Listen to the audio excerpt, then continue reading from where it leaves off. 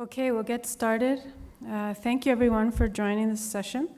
Just before we start, I'd like to remind you that there's the IoT Next app. So if you didn't download it already, please do.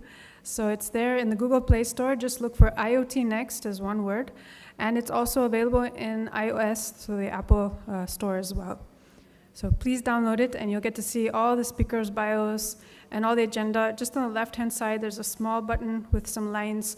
You'll be able to get a beautiful menu there and find all the information. So this session is focusing on various technologies. One of the key technologies I've seen in this smart agriculture space is to do with irrigation. So our first speaker is going to be talking about irrigation. And then we'll have a broad overview of different technologies used in agriculture by marginal farmers from a professor who's sponsored by NABARD.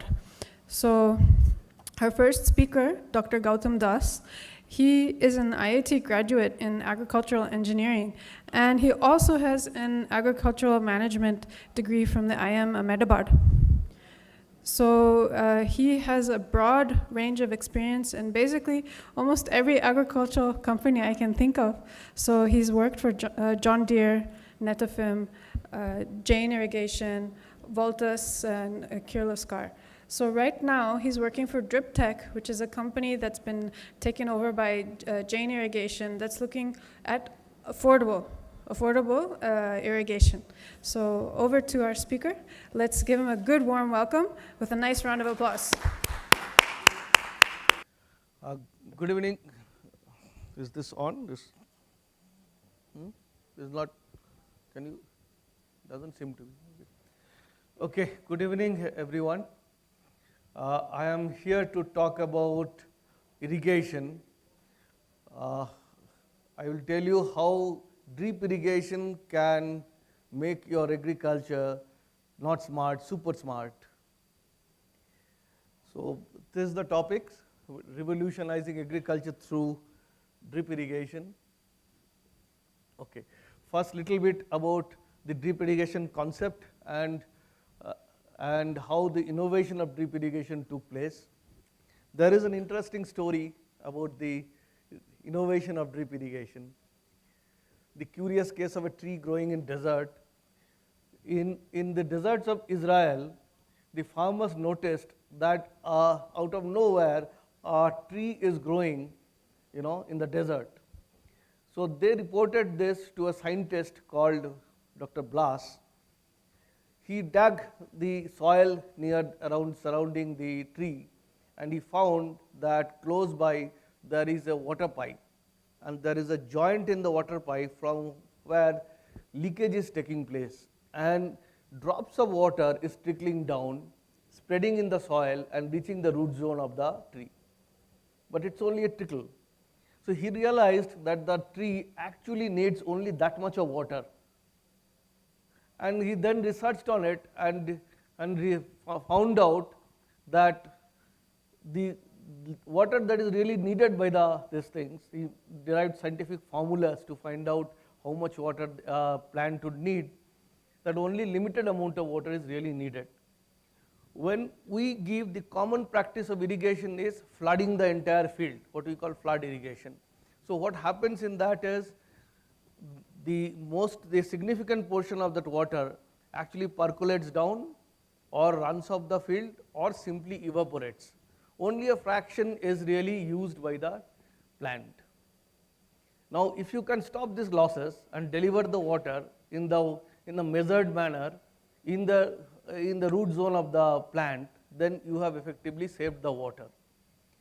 This, in nutshell, is the concept of drip irrigation. So, spotting a tree growing in the desert without water led to the development of concept of drip irrigation, as I explained to you. But the concept did not remain here. It evolved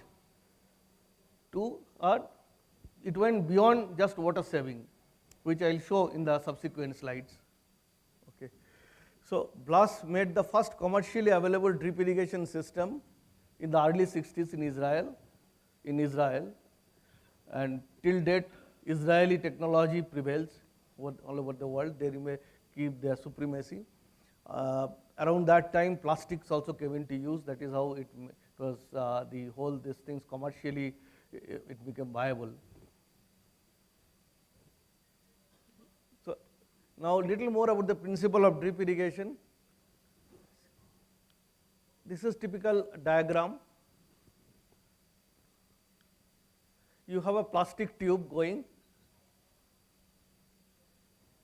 You have a plastic tube going, they are these things which carries water, and at the root of the plant, you have a dripper, which is shown there, from where the water drips down. So it delivers the water at regular interval directly to the root zone, and precisely and also you have an option of mixing the fertilizer with the water and deliver it along with the water to the root zone. You can also add the pesticides, the crop protection chemical, if they are applicable in the soil. Okay. So therefore, the whole concept is basically water and fertilizer only for the plant. It is delivered at the plant at the root zone and not for the whole field, which we otherwise do in flood irrigation. The result is, for the same amount of water, for a given amount of water, you can actually irrigate more land, which is articulated in this tagline, more crop per drop. You will find it very common all over the place. That's the tagline of joint irrigation actually.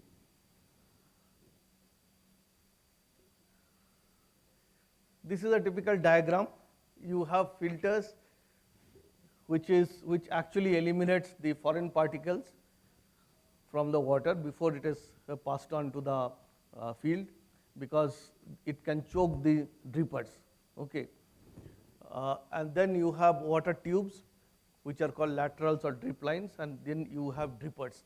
Those drippers could be placed outside the tubes, which you've shown, which were actually early invention, and now you have drippers which are inserted inside.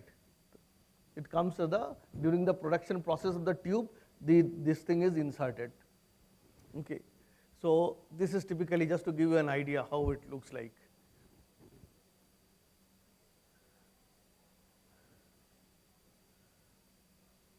Okay, now saving, now this resulted in all-round saving.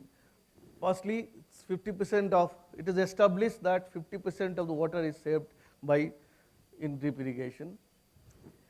Saving of fertilizer, because if you are mixing the fertilizer with the water, much the same way that it saves the water, it will save the fertilizer as well.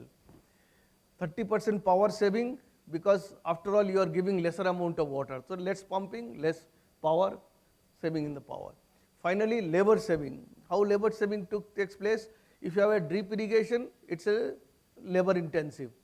You have to cut the canals and close one canal and open another one. So that's one. Second one is, if you are delivering the water only in the root zone and not all over the field, the weed infestation is much lower. And as you know, the de-weeding is a manual process. Okay, we don't really use weedicides and all that. So if there is less weed, less amount of labor is required. Also, this is a labor saving. So these are basically the key savings that take place if we use in this. But the story really doesn't end there. As I said, that drip concept actually started evolving. Okay, it didn't remain only in water saving, not even in saving of this fertilizer and all that, but there are much more gain from drip irrigation. Here, originally an invention to meet the water scarcity. Originally it was actually meant for growing the plants in the desert. Okay, it actually had miraculous improvement on the yield and the quality. Why it happened? Because you are giving the inputs, the water and fertilizer at in a measured manner, just with the amount which is needed, which the plant can take up. Okay, so plants reacted just the way a human beings will react. You don't take a food at one time during the day or once in 2 days. Okay, you need in installments. It's much the same way reacted. So this was something which was not really bargained for when the innovation took place. So there is tremendous improvement in the quality to the extent of 40 to 50%. Higher yield due to application of regular uniform quantity of water and fertilizer, and also from reduced competition from weed, because weed takes away your fertilizer and water that you give.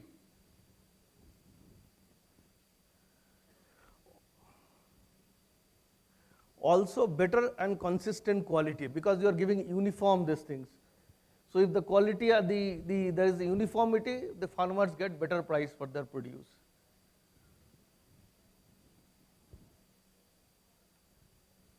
So here is a chart. I mean, if you talk to the industry and the research personnel, they have a lot of data on how the yield has increased, a lot of success stories they have. But here I have just given a slide from an authentic source, which I found, New Age International, an international magazine. They have given you can see the increase is something like 50%, 80%, 98%, and water saving is also similar.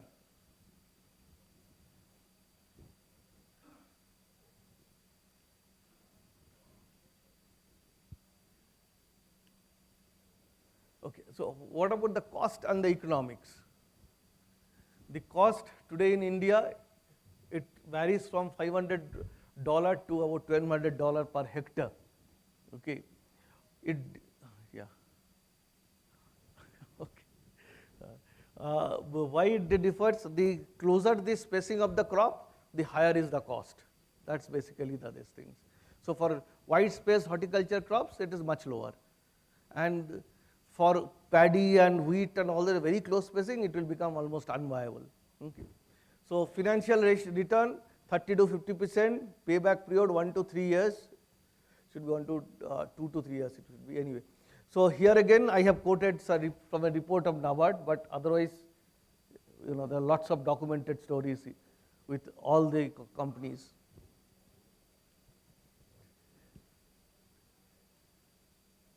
Okay, now solution. Now, one disadvantage or one limitation of this technology is that it needs assured source of water. Okay, and it also needs electricity or diesel for pumping the water, because those drippers work at a particular pressure. Now, diesel is of course it is highly, the cost is prohibitive.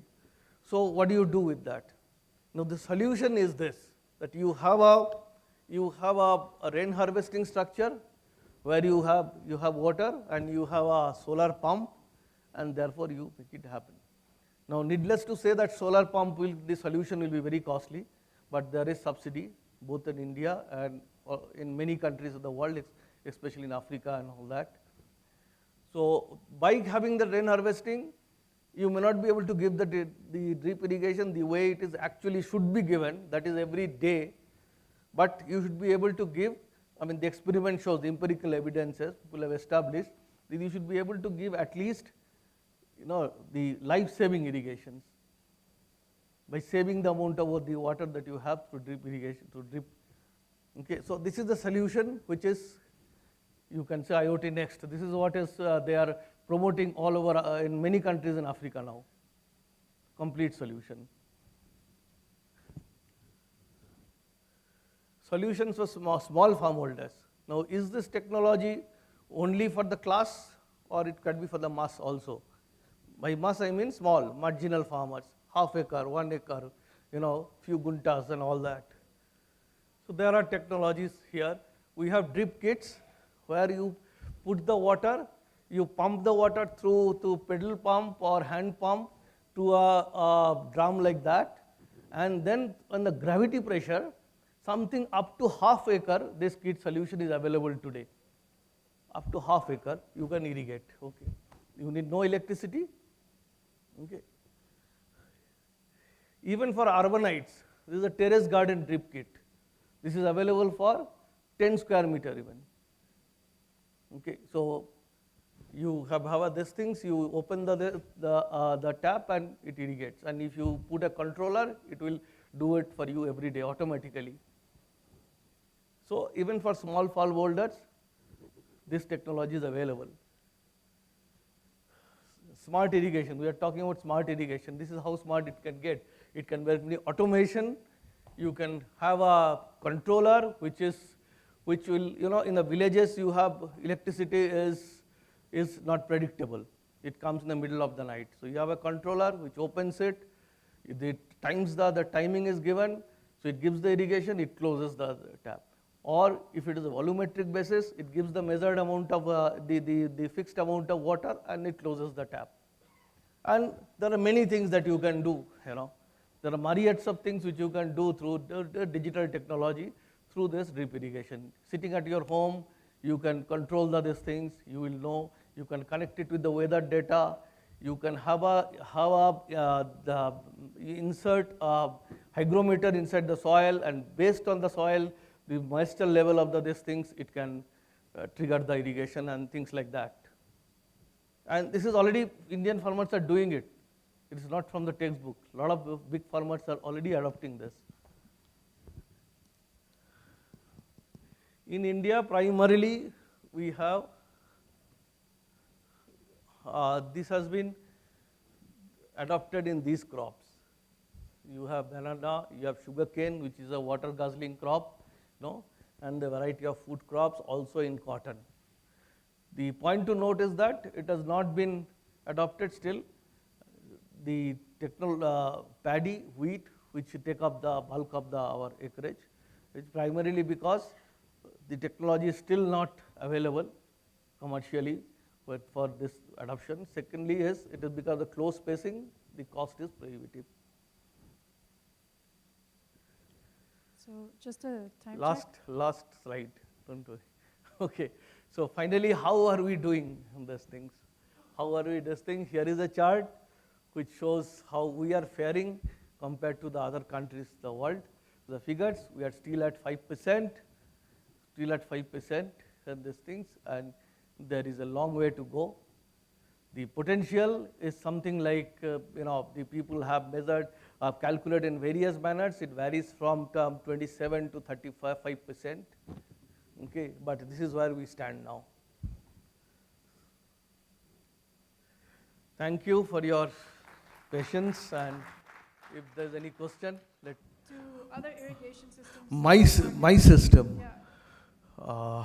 You mean my companies? Yeah. Okay, I didn't talk about it because that will amount to advertisement. Okay, so I come from a company called Driptech. So Driptech is a startup company with an innovation which was done in Stanford University way back in 2010. The innovation is simple. You have a tube, you have a dripper outside, okay? It needs a particular level of pressure and all that. Now, Chinese and Koreans have discovered that if you punch a mini hole there, it will work somewhat like a drip irrigation. Not exactly, there are various disadvantages, but it is not really something recommended. Now, these scientists in Stanford, they punch that hole through a laser. And the technology is about how much laser this thing, what kind of ray to make what kind of hole and all that to get what kind of discharge. And if you have to make that hole through a tube which is fast, on the extrusion line, it's going very fast. It's a kind of a research is needed. It's not very simple. It's not just punching hole. So this is the technology. Okay. Now because it's just a hole, it needs much lesser pressure. Say for the normal drip irrigations, it needs is about 10 meter of pressure. Whereas this laser punch technology, laser punch drip lines would need just 1 meter, so 1/10. So reduced level of these things, you don't need so much of electricity. It can work very well, with your whatever pump is available with you, and the cost is reduced. Plus, there's another thing that we have done. See, the tubes, now you can actually the thinner tubes are available, which doesn't last so much as the normal ones which were used earlier, but they are much more, the investment is much less. So this is the technology basically, and then this has been spun around to give various solutions for various kinds of crops. There are different solutions which will be the detail. So that's really the affordable solution. Are you using some kind of sensing to make the system smart, or is at the moment the focus on making it more affordable? That system is available. That is available if you want to use it at a cost. Excellent. So I have a I would like to call Ashwini. Excuse me, I have a question. Yes, please go ahead. Just one question. Yes. Flood irrigation has the advantage of giving humidity or more moisture in that field area, and drip irrigation doesn't allow that. Is that a problem in drip irrigation? No, if you want to really give humidity, then even flood irrigation is not recommended. Then you have to do what is called sprinkler irrigation, which they do in things like tea.